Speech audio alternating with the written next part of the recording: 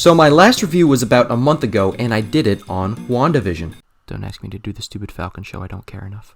And even though I gave it a pretty generous score, I really ripped into it. So I wanted to spice it up a bit and talk about a new show that I really enjoyed. Don't worry though, I still have some complaints. Because I'm never satisfied. This is a spoiler-filled video, so here's your first and final warning. But seriously, please, go watch it if you haven't already, you won't regret it. Invincible is about the son of the world's strongest superhero, Omni-Man, who's basically a parody of Superman. The show features this new hero, Mark Grayson, also known as Invincible, finally getting to achieve his dream of being a superhero, but it's not all what he envisioned it to be. He learns how much sacrifice really comes along with being a hero, giving up a lot of his relationships and youthful freedoms. Right off the bat, we learn that Omni-Man is actually a bad guy. Oh no, what a shocker.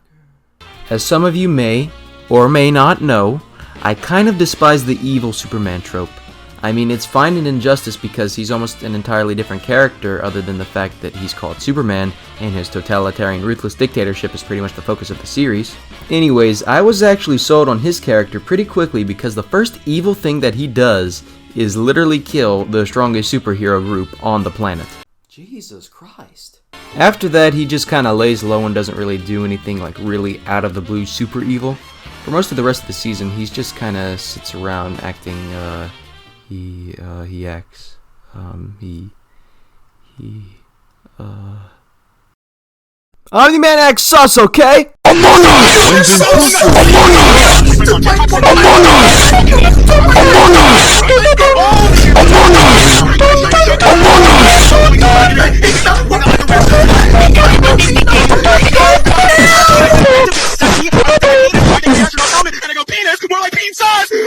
Alright, anyways, he doesn't do anything super evil until the very end, but I'm gonna get to that later.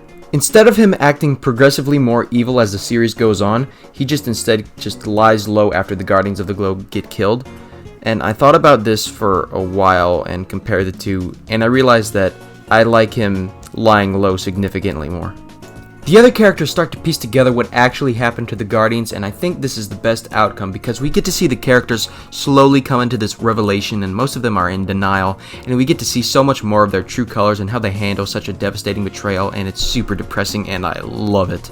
Golly, I sound like a psychopath. Anyways, I've praised the show a lot so far, so let's take it down a peg. Alright, cool. I wasn't entirely sold on Mark's relationship with Amber or his relationships with any of his friends or even himself sometimes. For what it's worth, the show was accurate with teenage ordeals. Mark is pretty whiny and he thinks he can do a lot more than he's actually capable of, but as a character, it's just really aggravating sometimes. Now, competent writing 101 begins with having the character learn some sort of lesson. Mark in this season learns a lot of lessons. The thing is, it kind of always seems like he has to learn a new lesson immediately afterwards.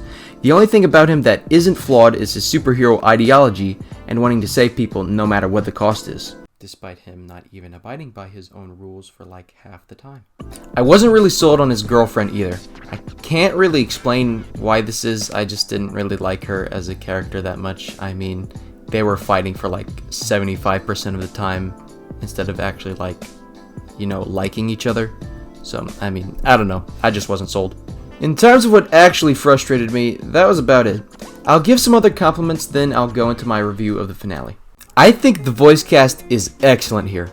There were only a few performances that I wasn't really sold on, but other than that, really good. I would say the MVP here though is definitely J.K. Simmons' Omni-Man. Then again, J.K. Simmons is kind of like the MVP of everything that he's in. I mean, literally. He was the best part of the Spider-Man movies. He was the best part of Whiplash. He's the best! For the character of Omni-Man, he does a phenomenal job of portraying this character who's actually an imposter in disguise. Among Us! And he really speaks as Omni-Man in terms of his beliefs and such. It was an incredible standout performance, one of his best that I've ever seen. He has a pretty iconic voice, so when my impression went from J.K. Simmons' voice to Despicable Evil Tyrant, it's safe to say that this was a damn good performance. Alright, enough of sucking off old Semi Boy, let's move on to the finale. And oh boy, it's a doozy. More and more people are finding out about Omni-Man's attack against the Guardians, so they're trying to communicate to Mark, who's gone AWOL, that his dad is a murderous sociopath who's going to kill a lot of people. Omni-Man eventually finds Invincible, and they team up to fight a monster that was sent in to distract Omni-Man while the headquarters try to find Mark. Then out of nowhere, the Immortal shows up for revenge against Omni-Man, and they just start duking it out. This part was really cool, I liked it a lot. The battle ends with Omni-Man killing the Immortal, again, and then explaining his true intentions to Mark. Invincible is mortified by his father's true intentions, and they engage in a fight, in which Invincible loses.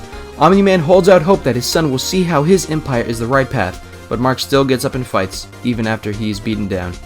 The final scene shows Omni-Man violently beating Mark into a mountain, coming inches away from killing him, all while saying, "I put up with you for 17 years, I can make a new son and do it again." Holy mother. Alright. I know I said I got all sad and stuff during the WandaVision finale, but I mean it this time. Invincible season finale was like devastating. Like Omni-Man is literally looking at his son in the eye, beating every ounce of life out of him, while he's still telling him, "I never loved you and I can make another one of you." I mean, can you imagine the person you look up to the most and aspire to be tell you that you mean next to nothing to him and are only alive in order to be used towards a horrible goal? My God in heaven, this was legitimately devastating. Like, seriously, I don't know what other words to describe it as. Another note, Sandra Oh's performance was absolutely incredible during this episode as well. Her character has to watch as her husband kills her son, calls her merely a pet to him, and she is powerless to do anything against him. Jesus, this show is incredible. The show wraps up in a really nice way, with Mark making a full recovery, making amends with his friends, and taking up his role as a hero once again.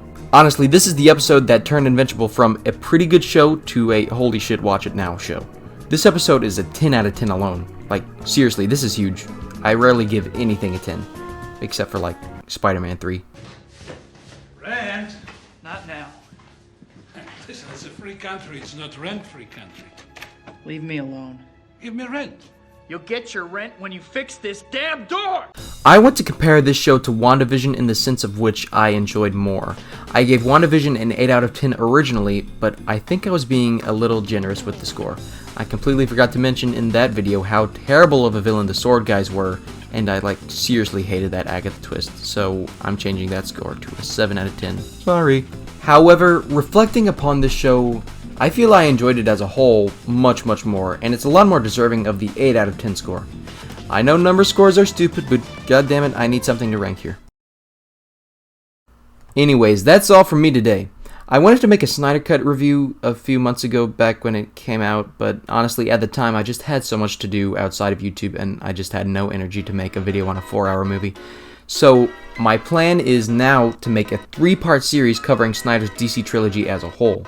Do you like this idea? Let me know in the comments. I'm Jay Remy. See you on the next one.